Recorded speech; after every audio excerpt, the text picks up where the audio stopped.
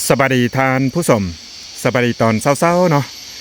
นี่ก็คือบรรยากาศอยู่ที่น้ำตกตัดของสี่พี่น้องเดี๋ยวอุ่นใจจะพาไปเบิ่งบรรยากาศตอนเช้าๆแบบนี้ก่อนจะมีนักท่องเที่ยวเข้ามาอุ่นใจคิดว่าตอนนี้มีแต่อุ่นใจคนเดียวอยู่ในตัดแห่งนี้พี่น้อง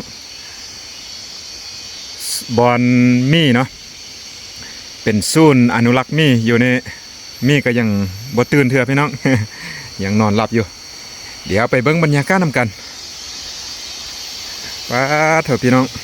ตอนเช้าแบบนี้บรรยากาศถือว่าดีสุดเลยก่อนสิมีนักท่องเที่ยวมาแต่ว่าช่วงนี้ก็คือเป็นช่วง low season เป็นช่วงที่ว่าบ่มีนักท่องเที่ยวหลายอยู่แล้วก็อาจจะมีบางส่วนโดยเฉพาะนักท่องเที่ยวจีนยังมีอยู่ส่วนว่าสาวตะเวนตกหรือว่าฝรั่งนั่นเองก็บ่หลายปานใดละช่วงนี้พี่น้องเงียบเงาละแต่อุ่นใจมาก่อน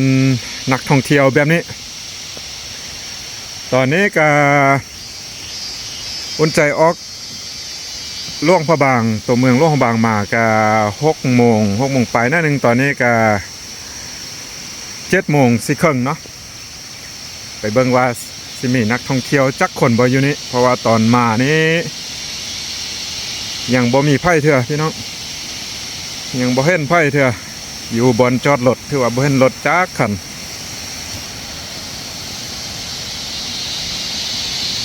จุดนี้เป็นจุดแรกจุดทำอิฐเลยที่ว่านักท่องเที่ยวสามารถลอยน้ำอาบน้ำได้พี่น้องปลาซี่น้ำตอนเศร้าๆแบบนี้ก็งามคือกันเด้อพี่น้องเอ้ยเดี๋ยวอุ่นใจจะพาย่างขึ้นไปมันจะมีน้ำตกขึ้นไปจนฮอดพุ่นละน้ำตกที่ว่าเป็นจุดหลักๆของน้ำตกตาดของสี่เลย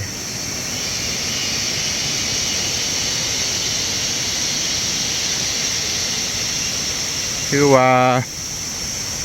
เงียบสงบเงียบกับบ่เงียบแหละพี่น้องแมงไม้เนาะเพราะว่าจะเป็นเสียงนกเสียงแมงไม้ห้อง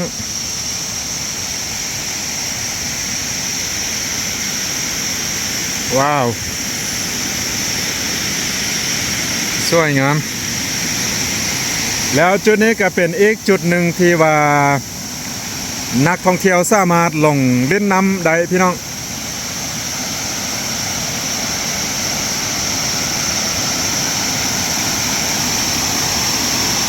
ช่วงหนึ่งได้ยินว่ามี Facebook ท่านหนึ่งเนาะเอารูปตอนได้รูปมาลงกับรูปพี่น้องว่าน้ำตาดของสีแห้งหมดแล้วว่าซั่นแล้วเอาภาพมันน่าจะเป็นภาพหลายปีก่อนเนาะน้ำที่ว่าตอนมันแห้งๆแต่ถือว่าบ่มีน้ำแท้พี่น้องน้ำน้อยเดียวแต่ว่าตอนนี้ปัจจุบันนี้พี่น้องเมื่อนี้วันที่10เนาะวันที่10 เดือน 6 ปี 2025น้ำอย่างประมาณนี้พี่น้องก็ถือว่าเป็นช่วงที่ว่าแรงที่สุดแล้วพี่น้องช่วงน้ำน้อยสุดแห่งปีละเพราะว่าจากนี้ไปก็ฝนเริ่มมาไล่น้ำก็จะขึ้นละอันนี้เป็นช่วงบ่มีน้ำที่สุดละเป็นสำนี้ว้าว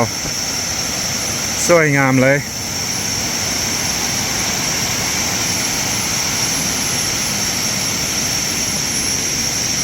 จุดทางหน้านี่บนนี้นี่ปกติเป็นจุดที่ว่านักท่องเที่ยวมาลอยน้ำไล่ที่สุดเนาะที่ว่าเป็นบอนลอยน้ำที่ว่านิยมสำหรับนักท่องเที่ยวที่สุดแหละพี่น้องเพราะว่าพื้นที่มันจะกว้างหน่อยนึงแล้วก็น้ำเลิกแดดหน่อยนึงเนาะคนก็เลยว่าลงเล่นน้ำในเต็มเลยถ้าเป็นช่วงมีนักท่องเที่ยวหลายแล้วก็ช่วงตอนสวยมาจากน้อยพุ่นละพี่น้องสวยงามเนาะโดยเฉพาะภูผ้าป่าไม้ช่วงนี้พี่น้องเอ้ยเที่ยวงาม เริ่มเข้าฝนละปีนี้ฝนมาไวแดนหนึ่งก็เลยเฮ็ดให้ปลาไม่เคี่ยวไวขึ้นกว่าปกติเนาะ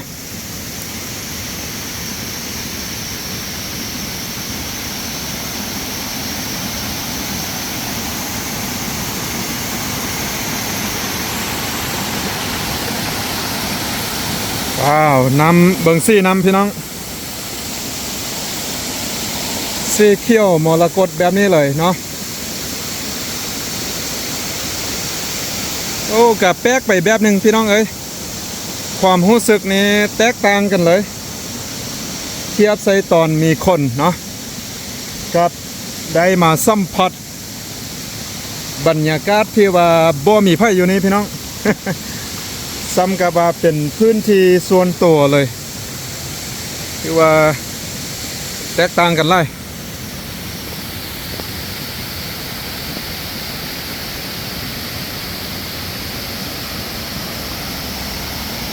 โอ้ปูพี่น้องโอ้ลากใบไม้ลงไปละเอาเข้าหูละพี่น้องเคสนี้ก็จะมีปูไล่เป็นปูน้ำห้วยนี่แหละ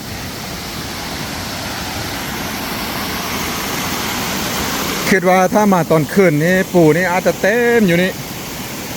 เพราะว่าปูนี่จะออกลาตอนค่ำ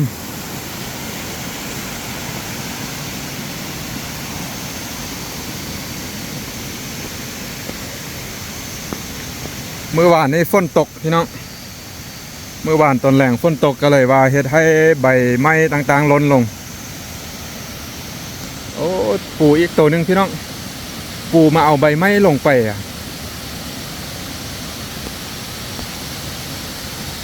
ลงแล้ว เข้าหูละไวขึ้นไปเลยพี่น้องยังบ่ทันฮอดจุด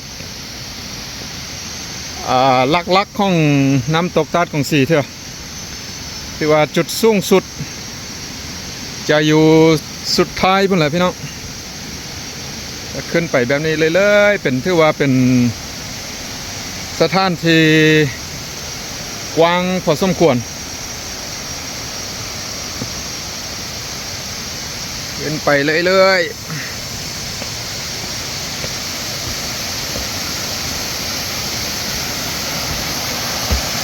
โถจุดนี้ก็งามเส้นกันพี่น้องอ่อนสอนแต่ปลาไม้นี่แหละเนาะงามนี้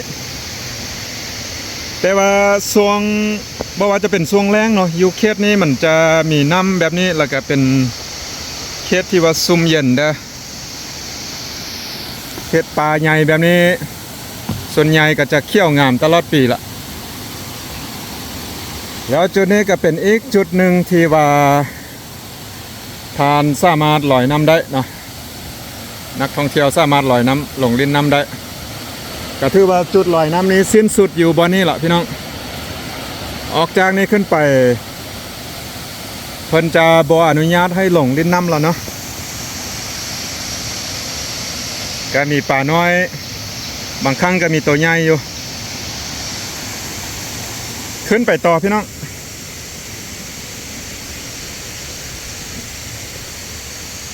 ยางขึ้นไปต่อยังบ่ฮอดจุดงามสุดเถอะโอ้เบิ่งต้นไม้ต้นนี้ต้นไห่เนาะต้นมักไห่เวลาเป็นมากนี่นกมากินมักไห่นี่โอ้ยเต็มเลยล่ะพี่น้อง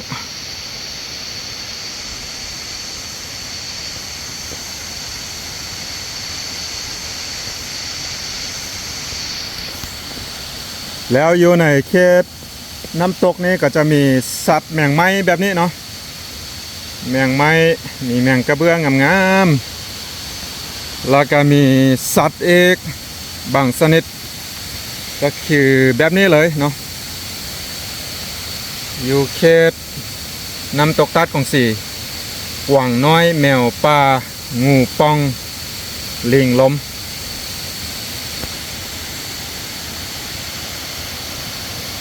ขึ้นไปต่อพี่น้องยังบ่ทันสุด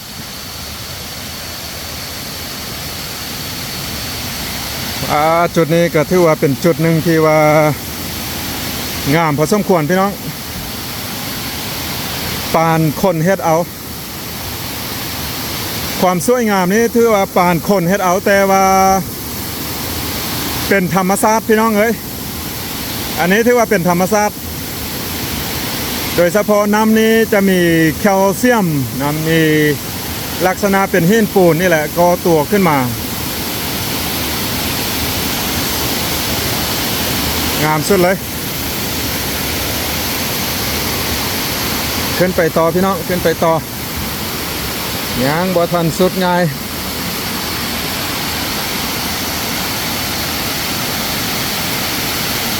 เริ่มจุดนี้ขึ้นไปแล้วอาบน้ำบ่ได้แล้วพี่น้องลงลิ้นน้ำบ่ได้แล้วมีแต่มาถ่ายรูปเอาแบบนี้แหละ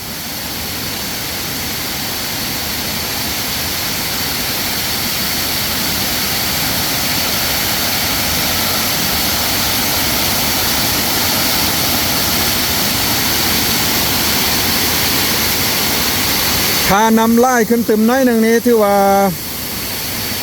งามแบบสุดๆเลยโดยเฉพาะยามที่ว่าอุ่นใจมากที่สุดก็คือเดือน10ท้ายเดือน10เนาะท้ายเดือน10 5เดือน11นี่แหละเดือน11เดือน12ก็ยังงามอยู่เพราะว่าเดือน11เดือน12เดือน1นี้ซี่น้ำนี้จะเป็นเขี้ยวมรกตไล่ก่อนนี้แล้วก็น้ำไล่ก่อนนี้เติมนิดนึงเนาะยางขึ้นต่อพี่น้องยางบ่ทันสุด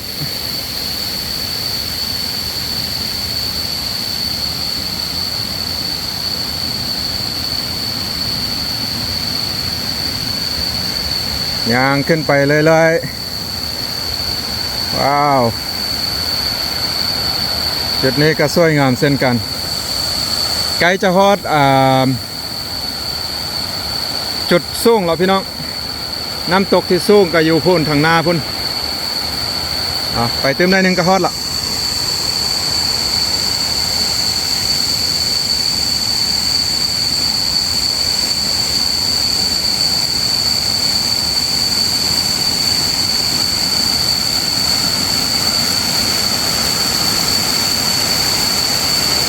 สวยงาม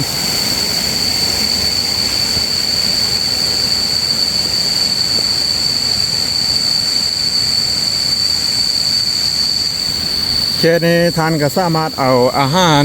เข้ามาได้มานั่งมีโต๊ะแบบนี้ให้นั่งแบบซิวๆเลย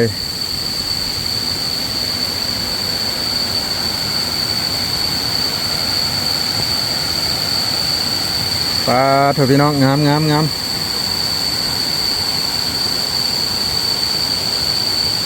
ห้ามอาบน้ำในบริเวณนี้ Do not swim in this areaก็ถือว่าเขตนี้ห้ามอาบน้ำเด็ดขาดพี่น้องว้าว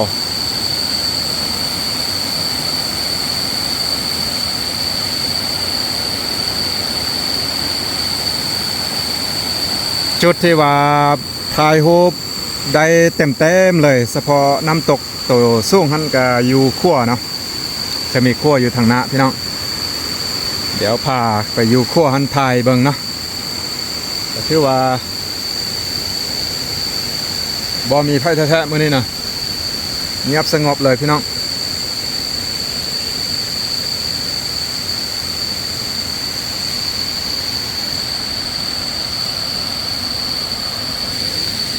ดอกไม้กำลังงามเลยช่วงนี้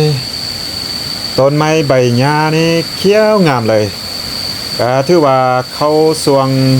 ฤดูฝนเนาะเข้าหน้าฝนอย่างเต็มตัวหรือว่าเป็นทางการเลยพี่น้องถ้าว่าจะเข้าฤดูฝนกับฝนยังบ่ทันมาไล่แล้วน้ำอยู่ตัดกงสีนี่ก็ยังบ่เพิ่มขึ้นเถื่อพี่น้องอันนี้ถือว่าเป็นช่วงที่มีน้ำน้อยสุดละก็ยังสวยงามอยู่ปีนี้ถือว่าน้ำบ่แห้งเกินไปเทียบใส่บางปีที่ผ่านมาเดี๋ยวจะพาไปเบิ่งอยู่ขั้วไปอยู่ขั้วทายออกไปพี่น้อง ปกติคันท่ามาสวงซ้อยๆหน่อยหนึงปกติอุ่นใจมานี่คนจะเต็มละอยู่ขั้วนี่แต่ตอนนี้บรรยากาศแบบนี้เลยพี่น้อง ซ้ำกับว่าเป็นพื้นที่ส่วนตัวเลย ว้าวแดดก็กำลังออกมาคือว่าสวยงามเลยตอนนี้สวยงามพี่น้องน้ำตกตาดกวางสีคิดว่าเขาเดือนหน้าเดือนไหนนี่น้ำจะเพิ่มขึ้นไล่พอสมควรบางครั้งเวลาฝนตกมาแห้งๆพี่น้องน้ำนี่จะน้ำหนองเนาะเอิ้นว่าน้ำหนองอยู่ตาดกวางสีนี่น้ำไล่ขนาดส่วนนี้ถึงว่าน้ำจะน้อยแดก็ยอมรับว่างามนะถ้าคานได้มักแบบป่าไม้เป็นสีเขียวแบบธรรมชาติแบบนี้คักสุดพี่น้องแล้วก็สามารถอาบน้ำได้เติมนะเพราะว่าอากาศร้อนถ่ายจากมุมได้ก็งามพี่น้อง ธรรมชาติเนาะถ้าหากว่ามักธรรมชาติแบบนี้สุดยอดเลยฟังเสียงน้ำตกฟังเสียงแมงไม้นกฮ้องงามเลยปราศจากผู้คนเนาะปราศคือว่าสุดยอดท่านสามารถขึ้นไปถึงพุ่นไปเบิ่งวิวอยู่ถึงพุ่นก็จะมีเป็นเฮือนอยู่ต้นไม้เนาะเป็นคาเฟ่อยู่ถึงต้นไม้ท่านสามารถขึ้นไปมีขั้นใดขึ้นไปแบบง่ายๆเลยพี่น้องเดี๋ยวจะพาไปเบิ่งจุดขึ้นอยู่ฝั่งนี้อีกฝั่งข้ามขั้วไปอีกฝั่งก็มีทางขึ้นเช่นกันแต่ว่าจะเป็นทางป่าเป็นขี้ดินจะขึ้นยากหน่อยหนึ่งบ่มีขั้นใดคือทางนี้นี่ขึ้นสบายสุดเลยพี่น้องแต่ว่าก็อาจจะมีไล่ขั้นหน่อยหนึ่งนะขั้นใดขึ้นไปมีอยู่542ขั้นนะฮอตถึงพุ่นแล้วก็จะมีเฮือนอยู่ต้นไม้นั่งกินกาแฟซิวๆอยู่ถึงพุ่นได้แล้วก็มีซิปไลน์เนาะท่านสามารถขี่สลิงหรือว่าซิปไลน์ลงมาได้เช่นกันถ้าว่าขี่สลิงท่านก็จะได้ประมาณนี้เนาะท่านจะได้วิวประมาณนี้น้ำเป็นซี่นี้ก็คือช่วงเดือน11-12เดือน1เดือนต้นไม้ก็จะอยู่ประมาณนี้ The View เนาะมีคาเฟ่มีเครื่องดื่มอยู่เทิงพุ่นโอเคพี่น้องกาสิประมาณนี้เนาะพาเลาะพาชมตาดกวางสีช่วงนี้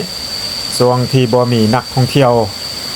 ไล่ว่าเป็นช่วงโลซีซั่นเนาะสำหรับฤดูการท่องเที่ยวนี้คนจะไล่โดยเฉพาะอุ่นใจมาตอนเช้าๆแบบนี้ก่อนจะมีนักท่องเที่ยวก็ได้บรรยากาศไปอีกแบบเนาะ